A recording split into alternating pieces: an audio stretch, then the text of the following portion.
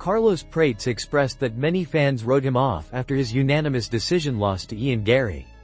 He said that following that defeat, people began to question his dedication, claiming he was more focused on partying and drinking and that he was no longer capable of performing at a high level. Prates admitted that going into his next fight, he was more concerned about proving to everyone that he was still in the game than about scoring a finish. Facing a former champion for the first time in his career, he views the upcoming fight against Leon Edwards as a massive opportunity. He explained that he trained relentlessly, sometimes 3 times a day, because he firmly believes that a dominant knockout victory will put him directly into title contender status in the welterweight division. Although he acknowledges that fighters ranked higher than him deserve respect, he also believes the UFC is ultimately about entertainment. Fans buy tickets and pay-per-view to witness excitement, chaos, and the kind of violent performances he brings into the octagon. According to him, people don't pay to watch someone hold an opponent for 25 minutes, they want knockouts and action. Prates predicts that after knocking Leon Edwards out, he will be back inside the cage moments later to call out the champion.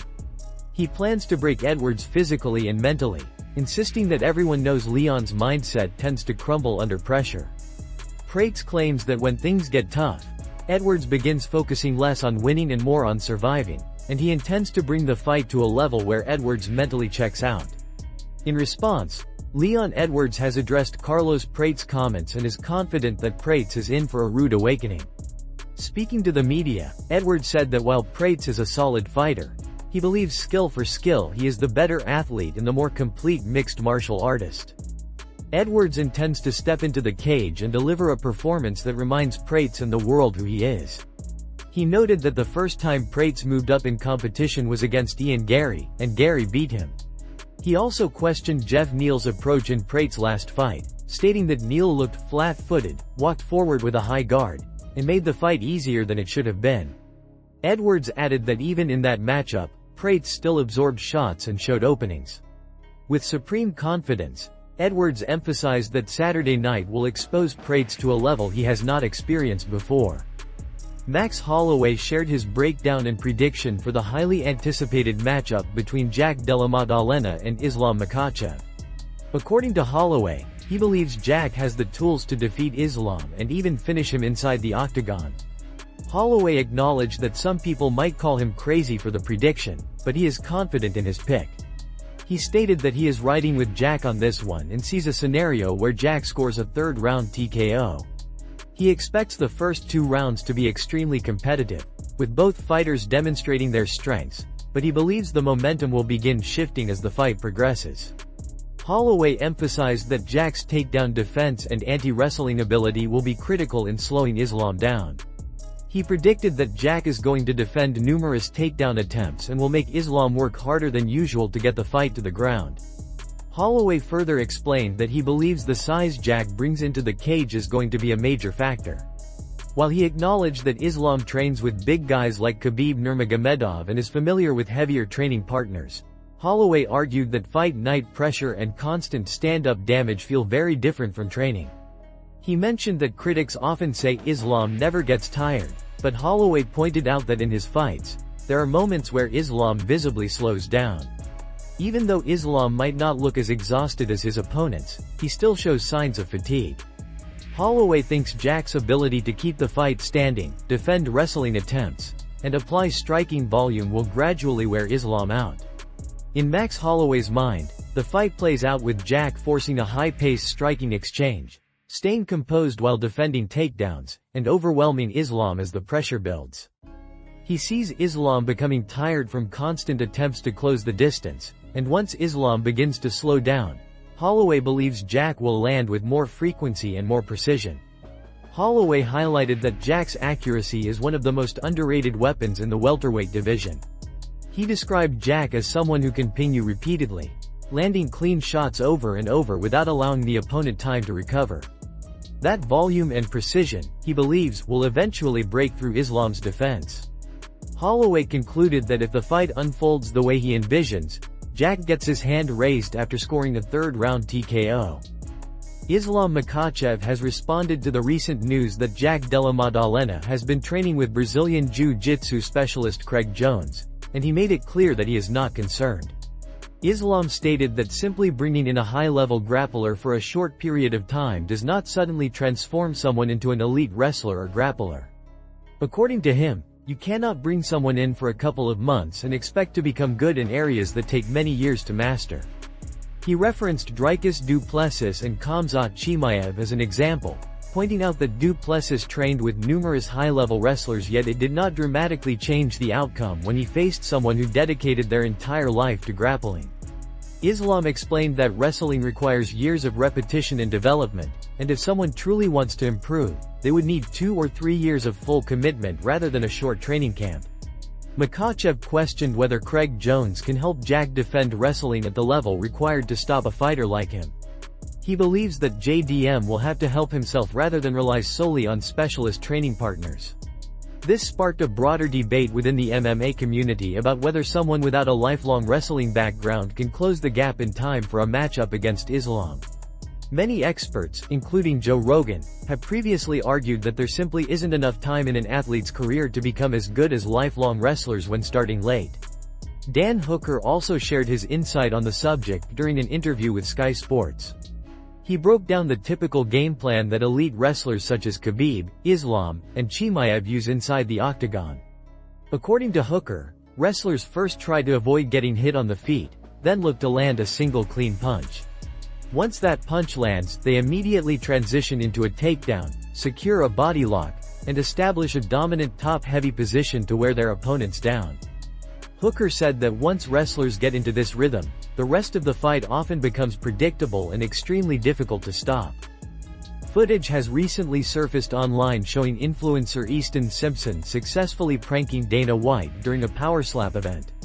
Simpson disguised himself as a Power Slap employee, holding a branded microphone while approaching Dana as if he were part of the official interview crew. The clip begins with Dana appearing confused and surprised when he notices the Power Slap microphone, clearly unsure of who the interviewer is. Despite his confusion, Dana remains cooperative and allows what he believes to be an interview to proceed. The influencer begins asking questions, but instead of speaking clearly, he mumbles incoherently while pretending to conduct a professional interview. Dana tries to respond to what he believes is a normal question about how the event has been so far, saying the energy has been great and mentioning that traffic was chaotic due to a soccer game across the street. However, it becomes obvious that he cannot understand what the interviewer is trying to ask as the mumbling continues.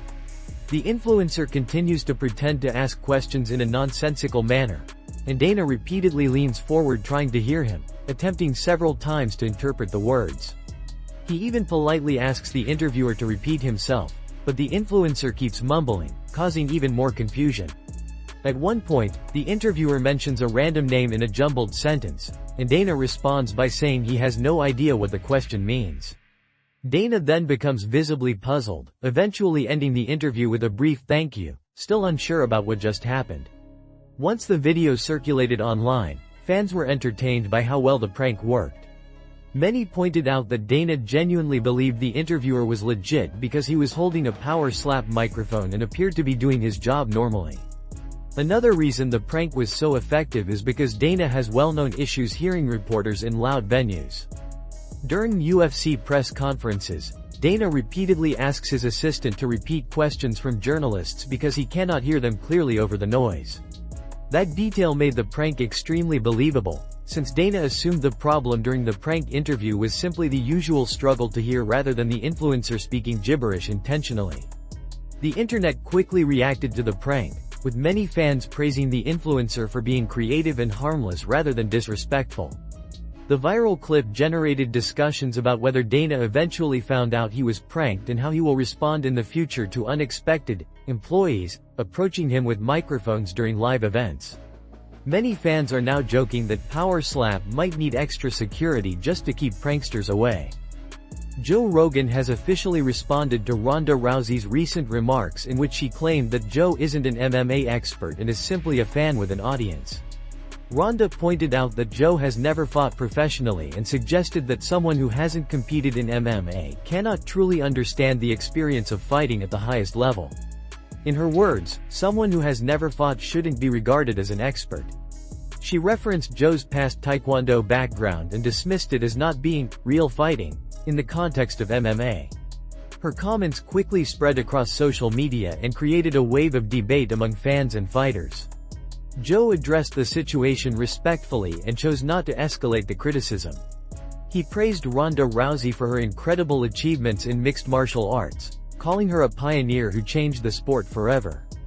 Joe explained that regardless of disagreements or opinions, he has nothing but love and respect for her.